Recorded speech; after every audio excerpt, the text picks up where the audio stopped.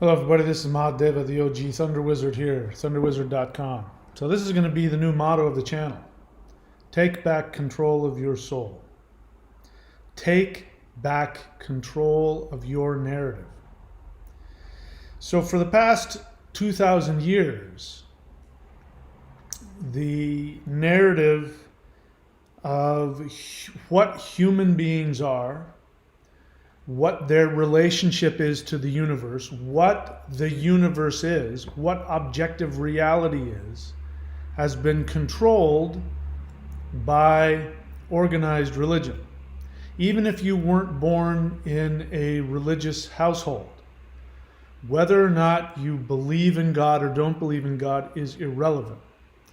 The entire basis of our Western culture has been based on the guilt and destructive narrative of organized religion, which says that you are a tiny little being in this huge universe that exerts its control over you. You are some little tiny helpless being that can only react to what other things outside of you do to you. Whether you're born in a religious family or not, your society teaches you this. You learn this all over the place. And then, of course, there's the narratives of everything that you're bombarded with. You're bombarded with the media, with television, with music. You're bombarded with the narratives of your friends and your family needing to fit in with the people closest to you. There's the narratives that are given to you by all of the people that provide you with the things you need to survive. This is run by giant corporations. This is run by governments. This is run by extremely rich people that only represent 1% of the population. These people are determining your narrative. Why is that important? I have come to find out, the longer I've been on this planet, and I'm going to be 58 in a couple of months, I've been here for a while, and I've learned what works and what doesn't. What I've learned by watching others, I watch other people voraciously. If you're in my life, I'm examining and watching what's going on in your life because I want to learn. So I look at those people whose lives I want, and I watch and I listen, and I learn how you interact with other people, with yourself, how you respond to stimulus, how you create stimulus in your world. If you are unhappy, if you are miserable, I really pay attention. And what I've learned with people who are miserable, whether that be financially, physically, health-wise, romantic, personal, however you look at it, if they're unhappy, if they're miserable, it is always because of their internal narrative of who they are. This determines what they do. There's a narrative, I keep repeating the motto of my ethnic ancestors, the Norse. And it's a well-known slogan, but it's misunderstood by the vast majority of people. And that slogan is, those who die in battle go to Valhalla.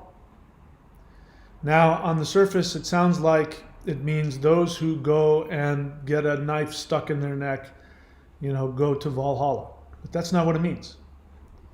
It means those who understand that if they are willing to die for what gives them the greatest happiness and the greatest joy, and literally, if they are willing to die, if they know that they exist beyond this physical meatbag avatar, three-dimensional virtual reality human body, those that understand that they are eternal and they are infinite and they are willing to sacrifice their physical body for their soul's greatest experience of itself, those people succeed always.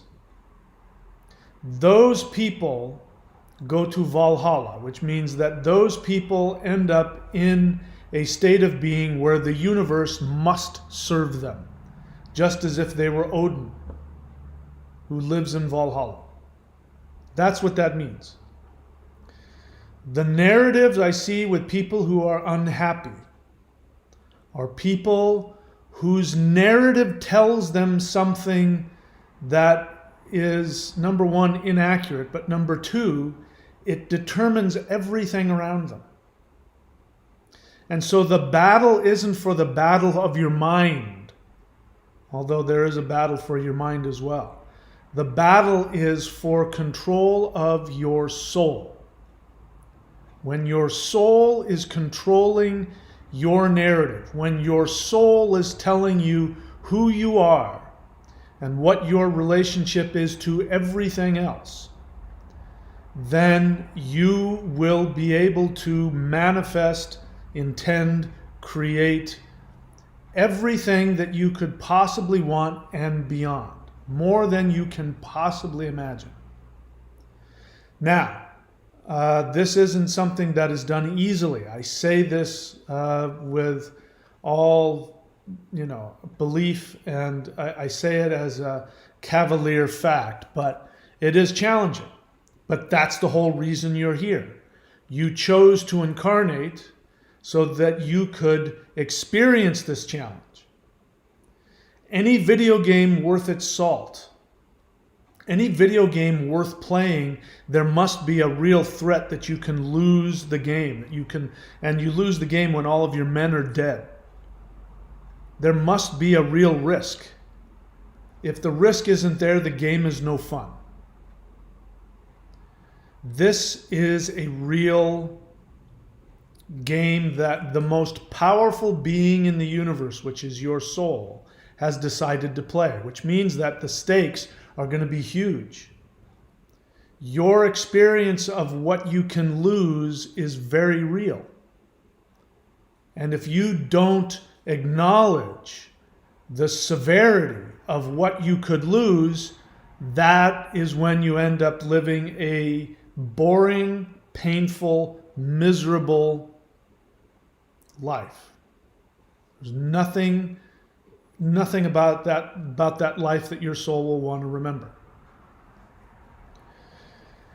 So you come here into this world, and built into this world is all kinds of challenges. And one of them is the narrative that is continuously being delivered to you, shoved down your throat from the moment that you are born. As I've said many times, I'm repeating what I heard somebody else say, and I believe it's true. Parents, you got 3 years to get it right. In the first 3 years, if you don't do something even approximating what is right, you are going to have a very messed up, unhappy child. And very possibly an unhappy, maladapted adult. And what the parent is supposed to do is help the child create an identity. When the parent reflects to this brain that you have, this body that you have, this mind which is not your soul, the personality which is also not your soul. When all of these things, we talk about that on the thunderwizard.com site. We talk about that let me put it up here. Is that it? No. We talk about that. Nope, that's not it. Is that it? Nope. Is that it? Nope. Where is it? Maybe it's down here. It's right here. The Manifestation Mastery course, we've just started the Omnipotence series. In the Omnipotence series, I start telling you about the different components that that you need to interface with. So let me see, I probably brought it up here. Is this it? No. This it? No. This it? Nope, sorry, where is it? There it is. This is your interface components. So you have many more components than this, but this is what's most important. You have a soul, you have a mind, you have a personality, you have a higher self, and you have an intellect. All of these things must work together for you to be able to manifest your perfect reality. So among that, you have a mind, you have an intellect, you have an identity, a psychology, a sense of self, an ego, what Freud would call the ego. That is what I'm calling your personality, your lower self. All of these things need to be programmed in order for this three-dimensional meat bag virtual reality suit that your soul wears. They must be programmed and they must be functioning well. Otherwise, you will run into difficulty. Now, the way that this video game is designed is that it's designed so that there is going to be pressure on all of these components so that you will have something to overcome. Because if you just showed up and all the components fit perfectly and you woke up and everything was great and you realized, yes, I remember choosing to come down here and now I'm a little child and now I'm going to work on creating my magical powers, life would be boring as hell. You would just be bored out of your mind.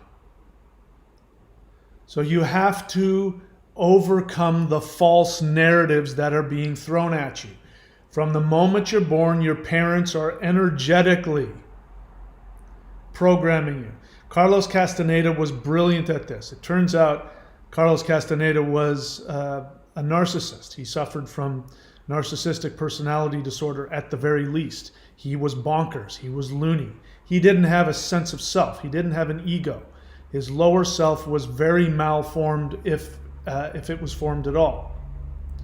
And so this is why he was so brilliant at channeling the understanding of you are programmed.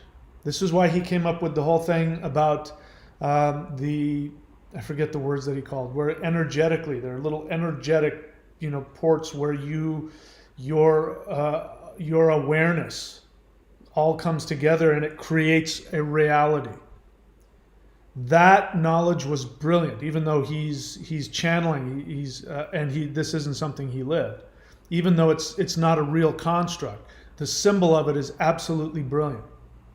I forget what they call it. If somebody's on here watching, Castaneda, you know what I'm talking about. The perception point, something like that. And depending on where your perception point was on your luminous egg, your aura, that would determine what world you were living in. And even though that's not exactly how it works, the concept is exactly 100% correct. Your perception, your narrative of what your reality is will determine your reality. So if you have the ability to control your narrative, then you will be able to control what you manifest. You will be able to control your outward reality. And as I've shared, the only being in the universe that can control your narrative, where you have complete control, is your soul. Your soul is the only being in the universe that can do this. Your mind can't do it. Your intellect can't do it. Your ego can't do it. All of these other components that we talked about here. None of these things can effectively control your perfect reality. Only the one at the top, your soul, your eternal self. So when we look at people who suffer from severe emotional and mental difficulties, like you take the worst, you take people who suffer from who have mental illnesses, specifically like narcissistic personality disorder, borderline personality disorder. These are the ones I've been studying lately, I'm most familiar with.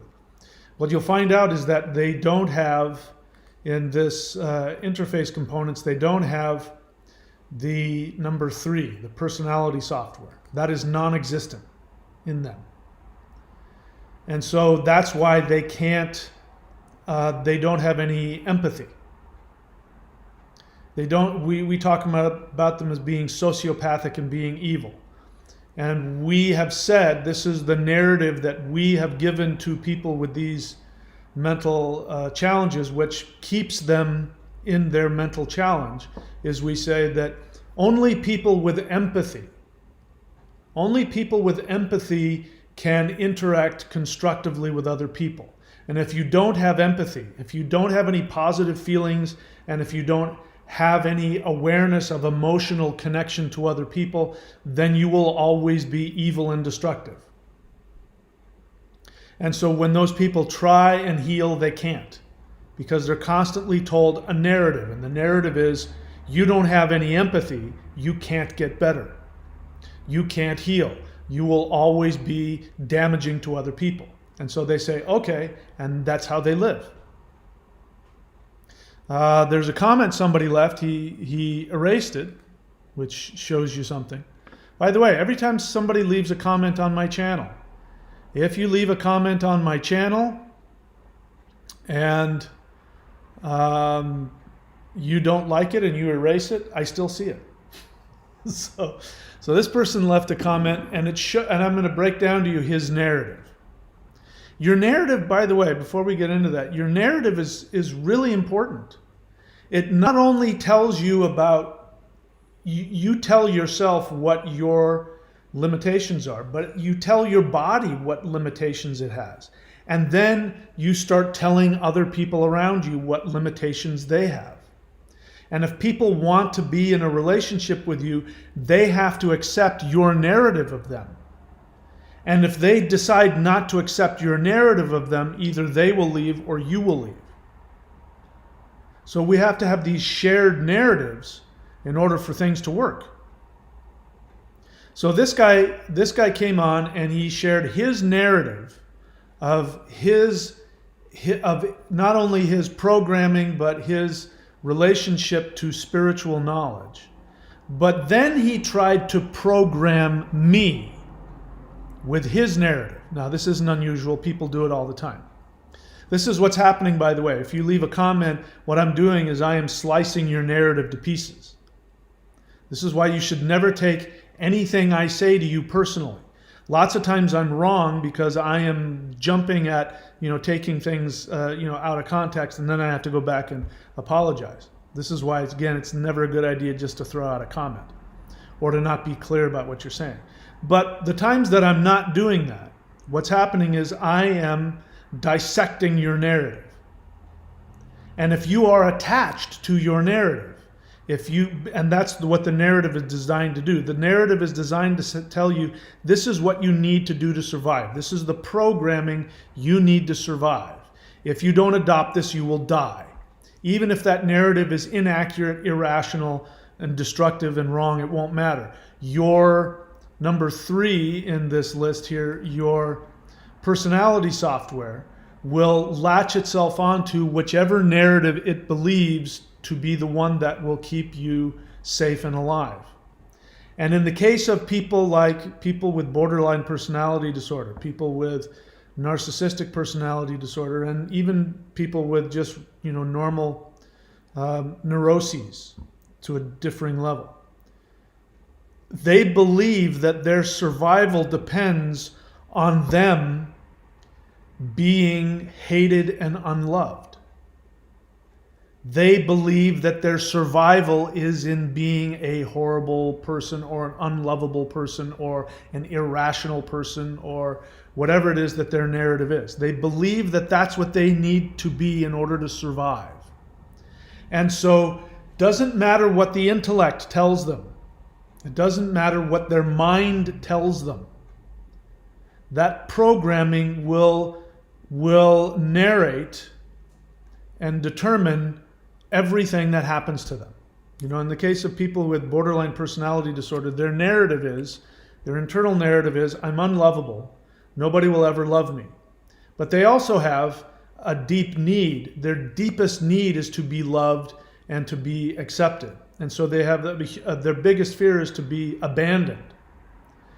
So simultaneously they're at a war with themselves because their deepest need, which never got met as an infant, was to be loved and accepted by the mother. That never happened. So they go into adulthood with this overwhelming need to be loved and accepted.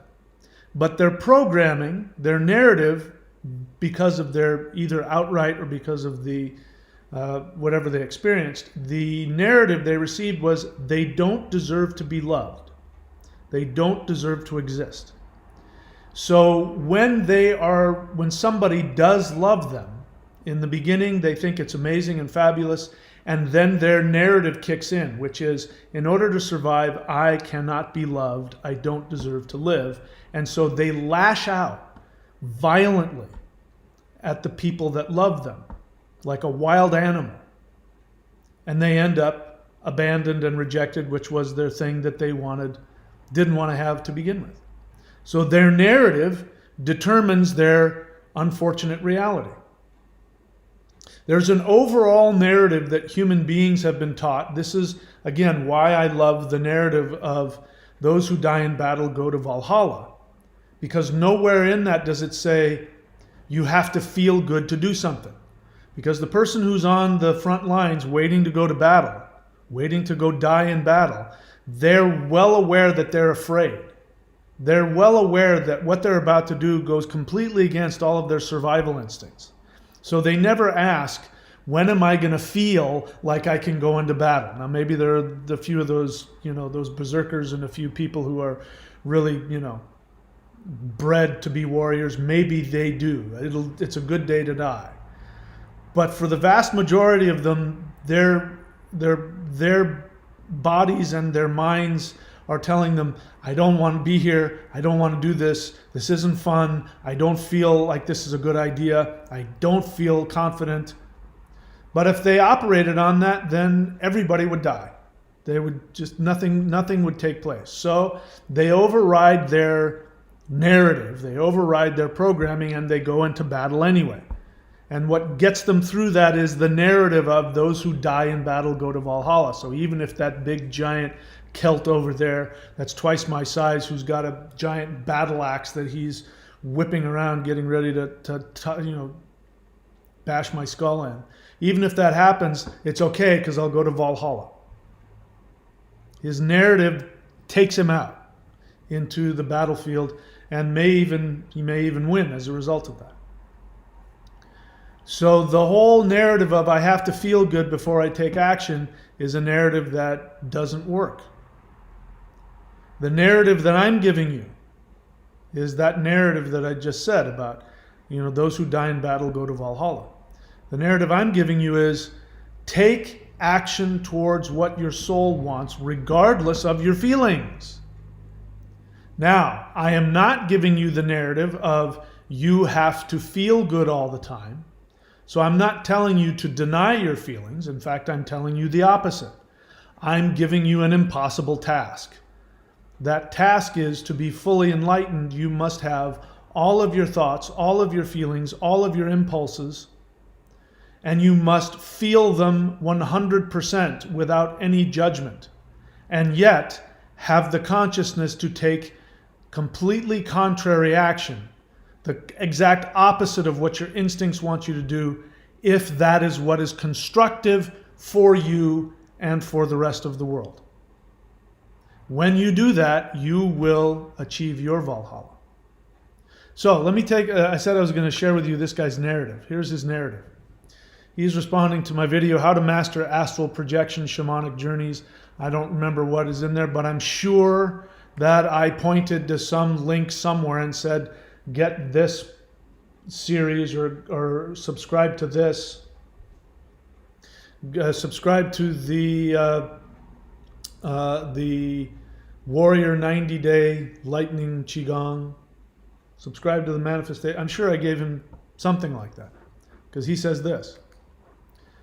First he says, I was always told that any spiritual teacher, I'm now trying to remember from memory what his first one was. He says, I was told that every spiritual teacher who asks for money is a fraud and to have nothing to do with them. Now that's not a question, as you know. If somebody asks me a question, I'll respond. Since that wasn't a question, he was just saying what somebody told him. He wasn't even being honest and saying, this is my belief. He was just saying, somebody told me this. To which I responded, what's your point? Here's his response. He says, I've just never saw true spirituality, religion, whatever you want to call it, locked behind a paywall. Usually knowledge and wisdom are shared, just my opinion. I wanted to check it out and see how knowledgeable it was, but not for $25 a month or even higher like the $100 plus packages. So that was his narrative. Now I responded because even though this is obvious to him, if he put the effort into just looking at what was right in front of him, I responded to him and I said, so you're telling me that you have mastered every single one of the shamanic journeys, meditations, mantras, rituals, the certification programs that I've given away for free? You have watched every single one of the 1,100 plus free videos on my channel. You have watched the thousands of hours of free teachings on this channel. Obviously, the answer to that question has to be no. There's no way anybody could be able to master any of the techniques I give for free. Even if you're new to the channel, this one, go look it up, the Hool Breath. That is the most valuable, all-encompassing thing I could teach you. Go do that. It didn't cost you a cent. It's the most valuable thing I have. I give it to you freely, and you would make me happy if you'd make use of it. He obviously doesn't even know that exists. He hasn't even looked on the channel to see what exists. He saw me at some point somewhere to say, hey, go subscribe here. This is how I pay my bills, and if you do this, I'll give you knowledge that's not on the channel, etc., etc. And he has decided that that is a paywall. So what his narrative is, number one, that he's never going to be spiritually taught, that spiritual teachers won't teach him. How do I know that? Because if he looked and he said, wow, what is this guy's channel about? He would have said, wow, there's 1,100 videos here. Let me go look at the playlists. Oh, there's a free shamanic certification course. There's all these things on runes. There's meditations. He would have seen had he had the narrative. If his narrative was, spiritual teaching is available for me if I look for it. So there's one narrative. It's never going to be there. All it takes is for him to see me go here and subscribe, and he goes, he's a... And look, even more. Now his narrative against money. He doesn't believe that he has any money whatsoever. I don't know if he does or not, because he says, I wanted to check it out. I'm assuming the channel. I wanted to check out the channel to see how knowledgeable it was. I don't know. How can by the way, a channel isn't knowledgeable. A person is knowledgeable. A channel is a thing. It's not knowledgeable. But he wanted to see how knowledgeable the channel was, but not for $25 a month, as he's watching this YouTube channel on his computer or his phone, which I'm sure he's paying more than $25 a month for just to have access to the internet, unless he lives in his mom's basement and mommy pays for everything, which is also another possibility. So his narrative is that he won't find knowledge, it won't come to him, and he doesn't have any money. In fact, he doesn't even have $25 to spend on something that he says might be knowledgeable for him. So he doesn't have enough value in his own, which says his narrative is he doesn't believe that he will benefit if he sacrifices to learn something. Because why would I spend $25 on something? I mean, I'm not going to get anything from it. That's his narrative. His other narrative that I can tell just by looking at it is that mommy and or daddy My mom did this to me too, by the way, so I'm not talking out of school here. Mommy and or daddy have not given him the love and the approval and the acceptance that he desperately wants. So I don't know how old this guy is. It makes me think he's probably, a teenager or in his early 20s, because this is very common among people as teenagers or early 20s. He has an entitled attitude. That is a programming. He's entitled. So for him, spiritual teachers are parents. And he is an infant or a toddler, because a toddler says, Mommy's job is to take care of me all the time, to give me everything unlimited without cost and without limitation. She gives me clothing, food, love, knowledge. Daddy teaches me about life. And that child is absolutely correct, because that is the role of the parent. The parent is here to give everything without any limitation, for free. In fact, they are supposed to die making sure that you live. They are supposed to be willing to sacrifice their own life so that you will survive. But once the child gets that, then the parents say, okay, now you got to pull your weight. You've got to get a job. You have to be a functional part of society. You have to be a part of the tribe, a part of the group. You have to have value in the world, which means you have to pay for things. And also you have to charge people for your knowledge and whether that's, I'm going to trade you, a gallon of milk for you giving me some eggs, or if you build my porch, I will give you a sheep. Whether it's money, I give you money in exchange for it. This is somebody who has the narrative of, I must have some value, I must give something to society in order to get. So it's interesting. People who expect spiritual teachers to never, ever offer anything in exchange for some kind of repayment. For him to say that spiritual teachers should never charge money for anything, it means that his narrative is spiritual teachers are mommy and daddy. And it shows his lack of awareness that these are human beings that have to eat, that have to, so in my response to him, I said, please feel free to find a doctor who will do surgery on you for free. Find a grocer who will give you food for free. Find a plumber who will come and fix your toilet for free. No, you understand, these people have to make a living, and in exchange for their knowledge that they've worked hard to learn, and in exchange for their ability that you don't have, you must give something in order to get. So now I know his narrative is, his entitled childish narrative is that I deserve everything free. A spiritual person must spend all of their free time if I demand it. They must go without food, without clothing, if I demand it, in order to give me the knowledge and the wisdom that they've spent their whole life learning. So that's his narrative. So what's the end result of this guy's narrative? Those of you who are doing this, I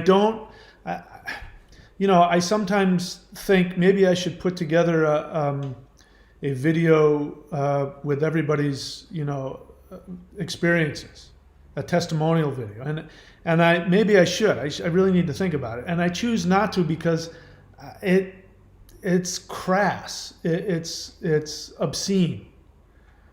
It's like it's like having all of your ex-girlfriends get together and tell people how big your schlong is. It's obscene. It's like, that you figure that out on your own. That's a personal thing. People send me no shortage of comments telling me, in some cases, I've saved their life. Their life is so much better than it was.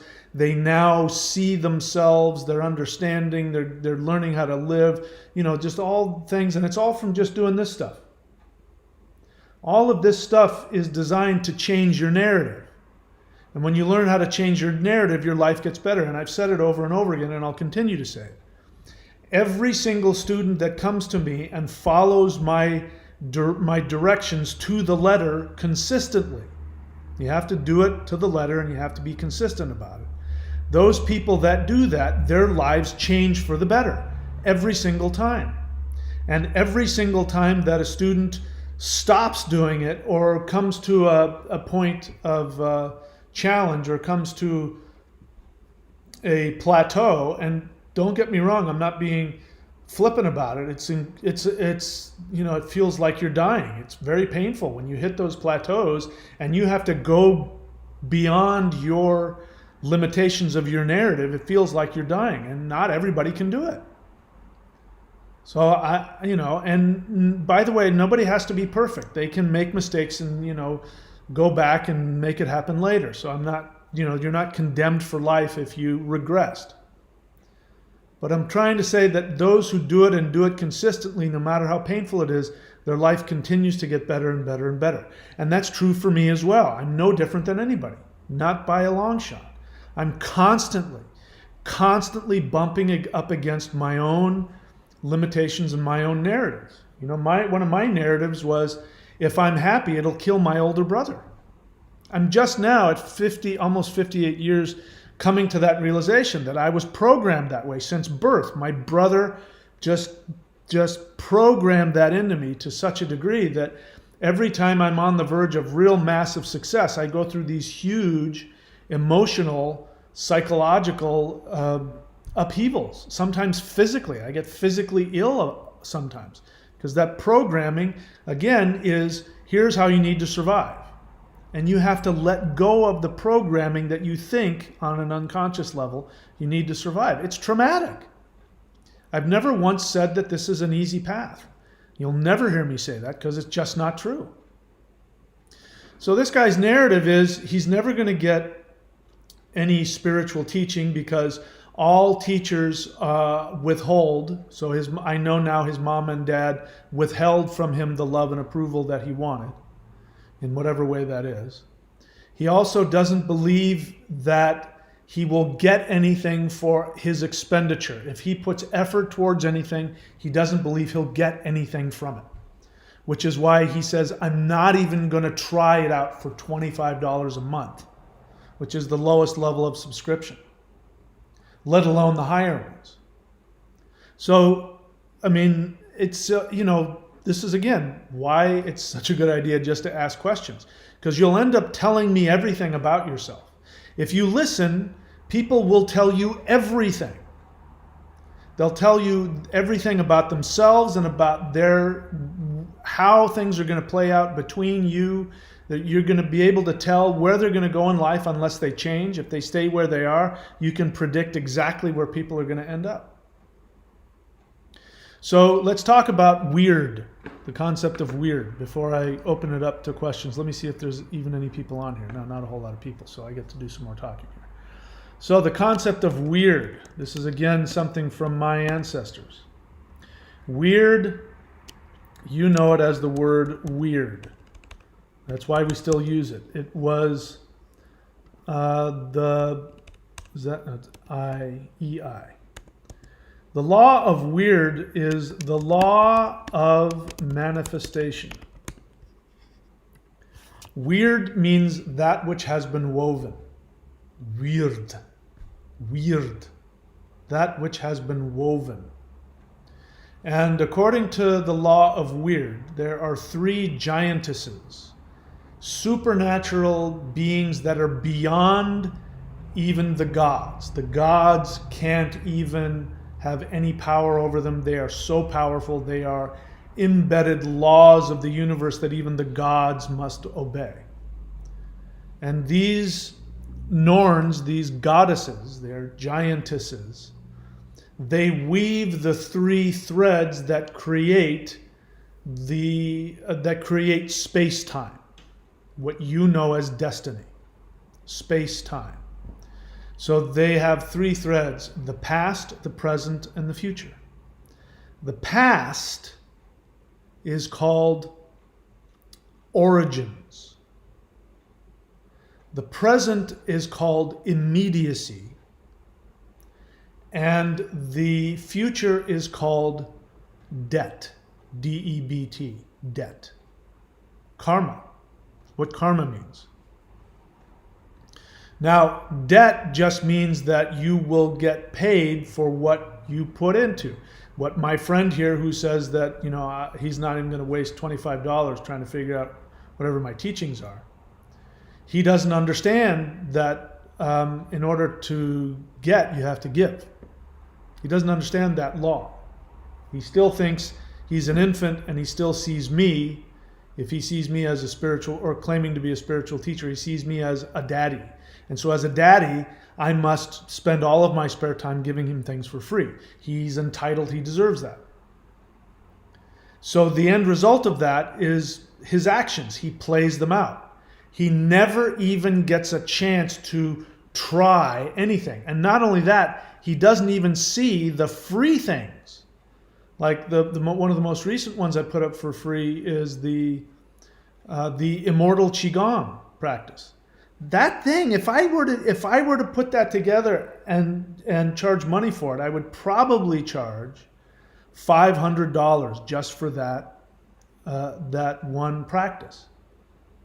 I put it out there for a reason, because I was starting to reveal the lightning Qigong, and you have no reason to know whether or not it's good. You can't just take my word for it. So I gave you one of the most advanced practices I know of. Here, do this.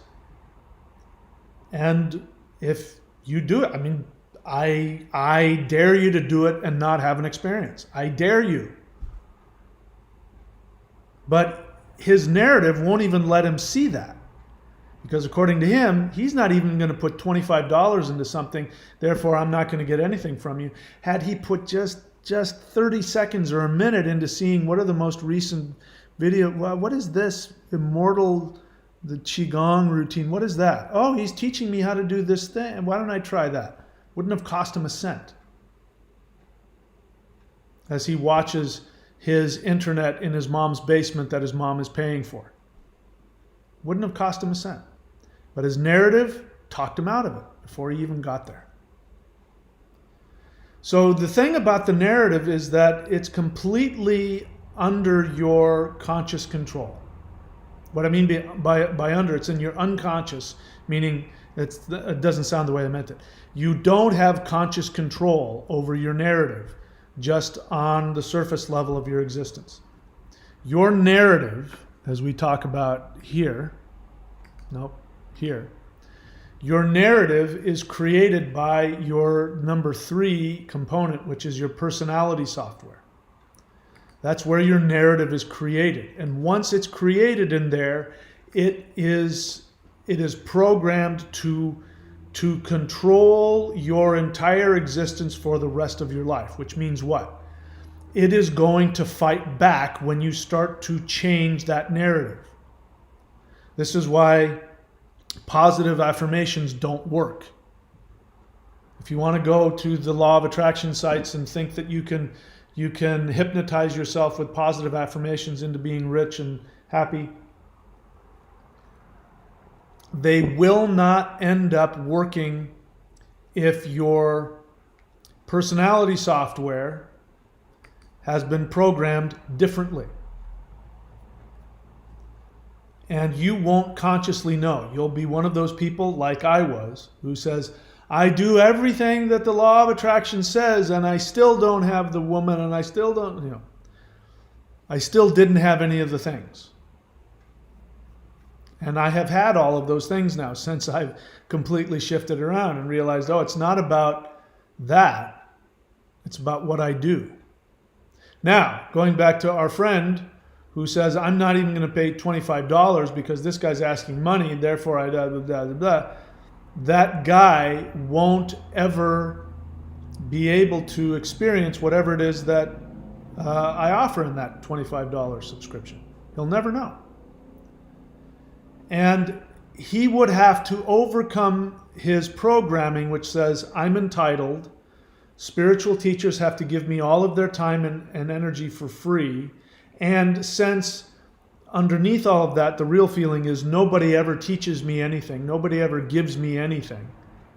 So therefore, he's blinded to the free stuff that's on the channel if you just put the time and effort to find it. Whereas if his narrative was, I am here that the universe is here to give me everything that I've ever wanted. I have to be willing to take the action to get it, and I must be willing to sacrifice for it.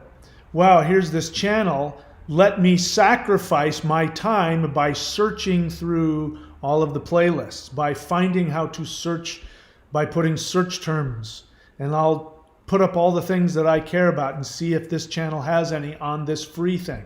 Yeah, I can see he's asking for money about this other stuff, and well, I don't know if I want to do that. But he didn't even say to himself, let me try out the free stuff first. His narrative prevented him from doing that. Let me backtrack even more.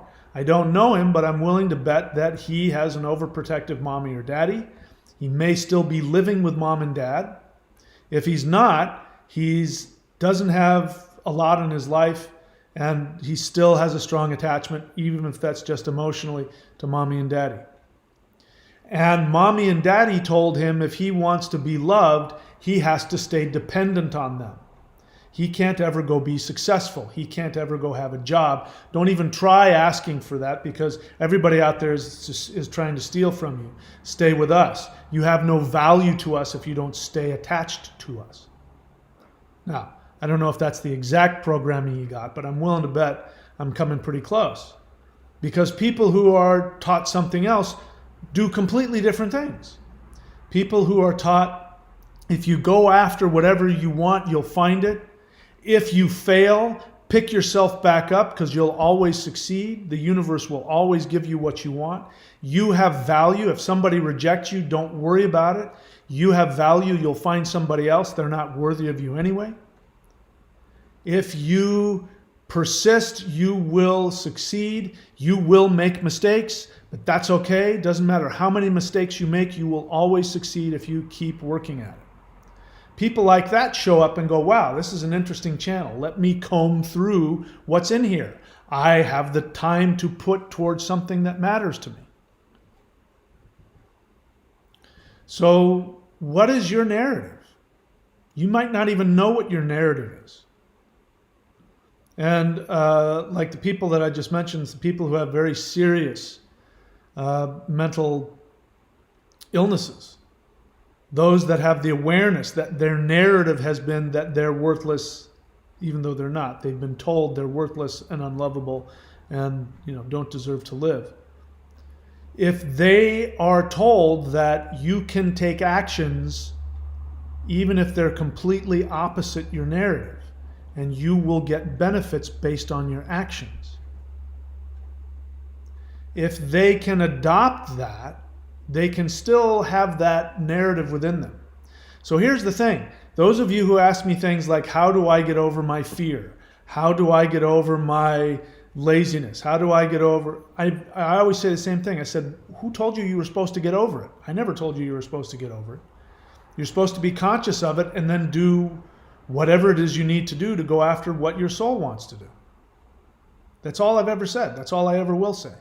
I've never said that it's easy, but you will, if you do that, when you know what your soul wants and you take action on it, even if it feels like the most life-threatening thing that you've ever done, the universe will respond positively. You may not even like that. You may get that $1,000. You may get that job. You may get that girlfriend or boyfriend. You may get that thing you thought you didn't deserve, but because you took the action, the universe says, oh, they're doing what their soul wants to do. Let's give it to them. Your narrative, when you get it, may torture you. Your narrative may tell you you need to go blow your brains out because you don't deserve that. So you got to get over the narrative. You can't let the narrative determine who you are. And if, as I've said earlier, those people who follow my directions to the letter and do them consistently, regardless of how they feel, they eventually start to overcome. And eventually, it may, depending on how deeply embedded and how negative your narrative is, it may take you years before you start to feel good about it. I'm just being honest with you. There's nothing I'm saying to you that I myself haven't experienced. I am living the life of my dreams. I've got everything that I've truly fantasized about that I thought was impossible for me. And it's even increasing, and I'm feeling all this stuff I'm telling you. I'm feeling unworthy. I'm feeling the sadness. I'm feeling the fear. I'm feeling all kinds of crazy, messed up feelings coming up. But objectively, I'm like out in nature, surrounded by rainforest and cockatoos and beautiful women and perfect waves and warm water but my body sometimes just goes into all kinds of weird things. I get all kinds of weird pains, and I have to go, this isn't real. This is all psychosomatic, because I'm punishing myself for having everything I've ever wanted. So I have to continue to take actions, regardless of what my mind or my emotions or my body tells me.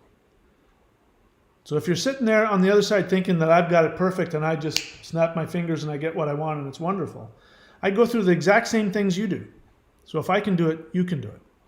But the one thing I'm doing is I'm learning that it is my narrative, and my soul has control of my narrative if I listen to it. I can either listen to my soul, which will have a narrative that, by the way, let's take a look at it again. Your narrative might not, the narrative of your soul might not agree with number 3, the personality software. Your personality software, which has the narrative which says, in order to survive, like this guy, in order to survive, whatever his name is, I want to say his name, but I won't. The narrative where he says, I never saw true spirituality, whatever you want to call it, locked behind a paywall. That is his narrative. He even says it. He then goes on to give a definition of it. He says, usually knowledge and wisdom are shared. He gives that assumption, and then he says, just my opinion, which is interesting. Because when he says just my opinion, he's basically saying, that's my narrative. My narrative is that spirituality, religion, whatever you want to call it, is never paid for. And here's his opinion. My opinion is that all knowledge and wisdom are shared freely at any time by anybody to any level. And then he says, that's just my opinion, his narrative. So if that's his narrative, when he comes across me,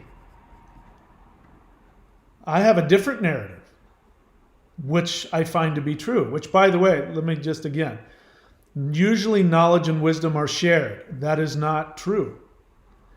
Any traditional spiritual practice, a Taoist master, a Kung Fu master, a yoga teacher, a shaman in Siberia, a medicine man in Africa, a shamanic drum teacher in Africa. All of these people require upfront payment. They require it.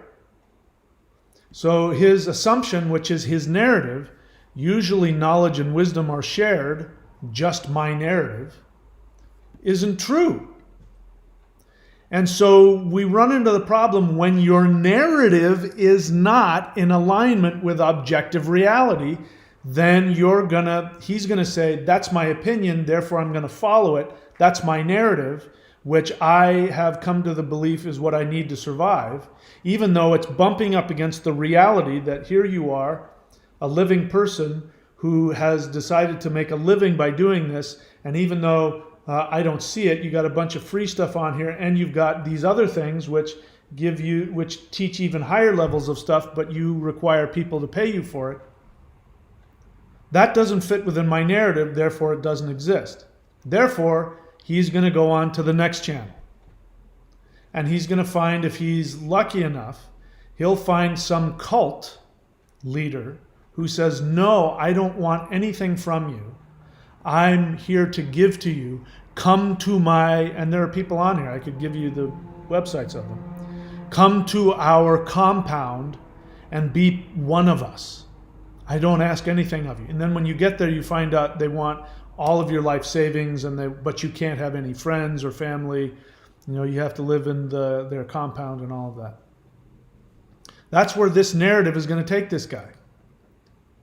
Because what's most important to him, based on what I'm reading here, what's most important to him is that a teacher takes him under his wing the way a mother or a father would take care of an infant child. And when he finds that, because his opinion, my narrative, is that all spirituality is given away for free, I'm not even going to spend $25 to look at your, I don't care how many hundreds or thousands of hours of free mastery of shamanism. I'm not paying $25 a month for that. Even though I can unsubscribe after 1 month, I'm not going to do that, he says. That's his narrative. So that's just an example. So what we're doing here, the 90-day challenge, and what we're doing here, the Manifestation Mastery course, what we're doing here is we are giving you the power to have your soul write your narrative. When your soul writes your narrative, you will have to abandon the narrative that you have, which may be very challenging. But you will go through a Dr. Manhattan experience. That's why I keep showing him here. And then you will have what I have, which is, here's what I know. I've proven this to myself. On a daily basis, I ask myself what it is that I want. Every single day. And many days I will come to the conclusion that I have everything that I want. Is that really everything that I want? And sometimes I go, I'm not sure. But many times I go, yeah, this is it. This is everything that I want. And then I go out and I enjoy it. And then some days I'll ask myself, what is it that I want? And I'll realize there's something more that I want. Something even better. What was my narrative of this is how I met my soulmate, by the way, who unfortunately passed. But I met her because I changed my narrative of exactly what I wanted. I started fantasizing about a completely unrealistic woman.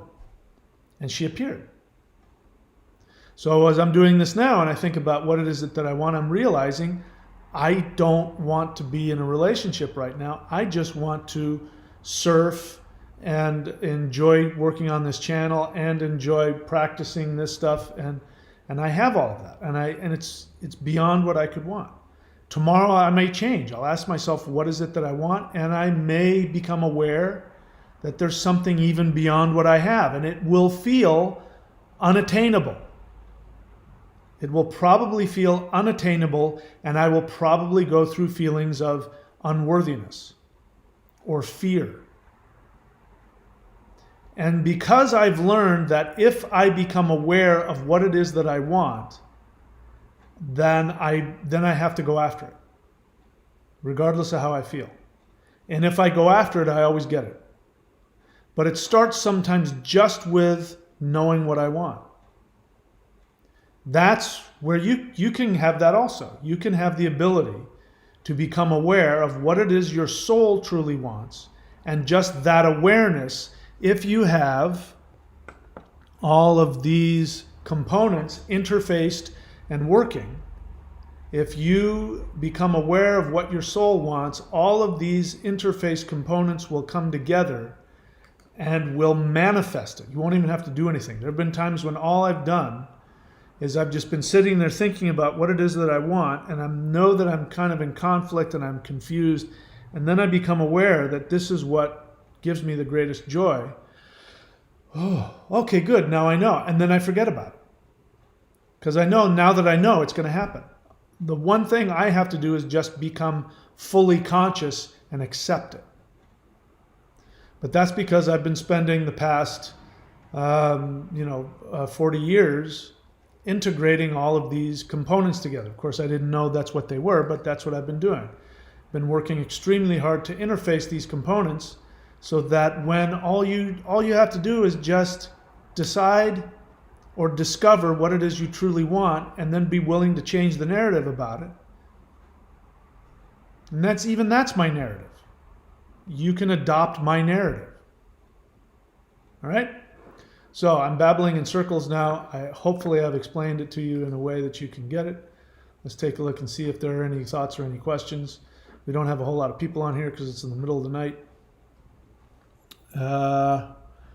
This person says, Vincent.thunderwizard.com says, hello. Vincent.thunderwizard.com is his website. He is a Vedic astrology certificate holder of mine, which you can also do if you go to courses.thunderwizard.com, which I think is above my head. You can find out how to become a certified astrologer. And if you become a certified astrologer or a certified rune reader, and I certify you, you come on, you say hello, I will tell people what your website is, okay? And you can have people go to your website too. All right, so let's see what else. Chong the Viking has an honest feeling. He says, I have been seeing shamanic visions of runes and other manifestations. Visions, it feels like it is emanating from the chest instead of the head. So that's not so much an honest feeling as it is an honest experience. Honest feelings are, I'm afraid, I'm happy, I'm sad, I'm angry. You said this, it makes me feel sad, it makes me feel angry, makes me feel hopeful. That was an honest experience though. But the question is this normal? So why does it have to be normal? Is my first question to you. What if I said, no, that's not normal? Would it mean anything to you? Wouldn't mean anything to me. Just because you have a normal experience, a common experience. You have an experience. Your experience is that you're having visions emanating from your chest and you're seeing runes. That sounds pretty freaking awesome to me. I can't remember having that experience myself, but it sounds wonderful. The heart is where your soul is. So you're telling me that these shamanic visions of runes are a soul experience. That's pretty powerful stuff. I don't know if it's common, but it doesn't matter. The only thing that matters to me is with all of this stuff, which again is different from religion. Religion never tells you this. The only thing that matters to me is, does it make your life better? Is what you believe, does it make your life better? Is what you're doing, does it make your life better? Does religion make people's lives better? No. No, it makes them, all kinds of things. It keeps people stuck in their head. It tells them that they're going to go to hell if they're not perfect. It does all kinds of crazy things.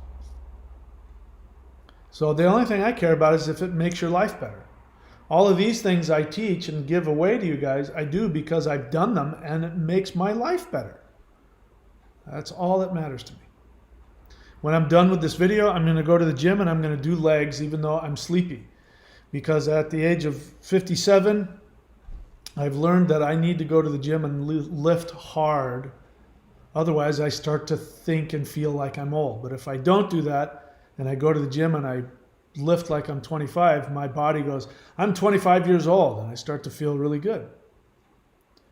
So I do it because it works, because it makes my life better. It's all that matters, guys. All that matters. Lushka, question. Mahadeva, your thoughts on the recent lockdown again in Sid and Oz? It's not really a question. I don't know what you want me to tell you. What do you want me to tell you? It's a lockdown. I don't know what to tell you.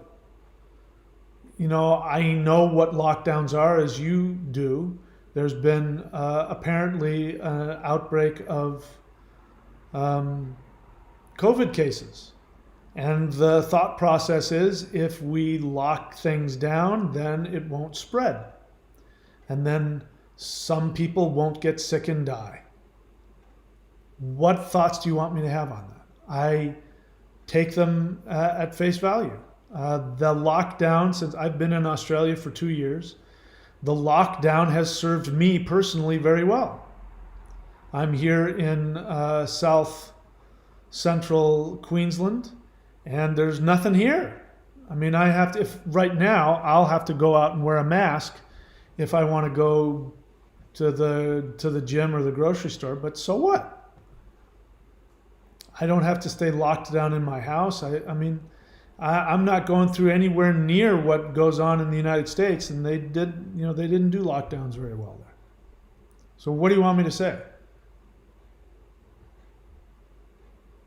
I don't know what thoughts I'm supposed to have about that. If you can give me a more specific question, because you're asking me a question probably because you have some thoughts about the lockdown.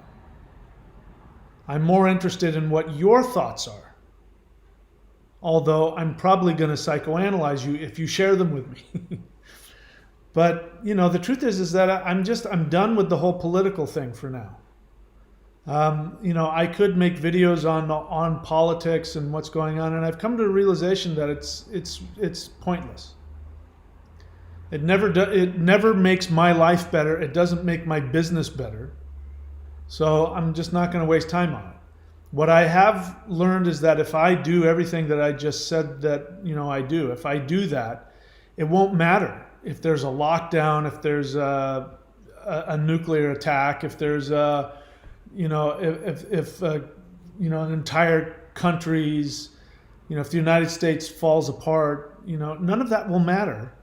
Because since I'm following my soul desire, I will always be in my version of heaven. I'm in there right now. So you guys have lockdown in Sydney and in wherever else, and I know it's worse there than it is here.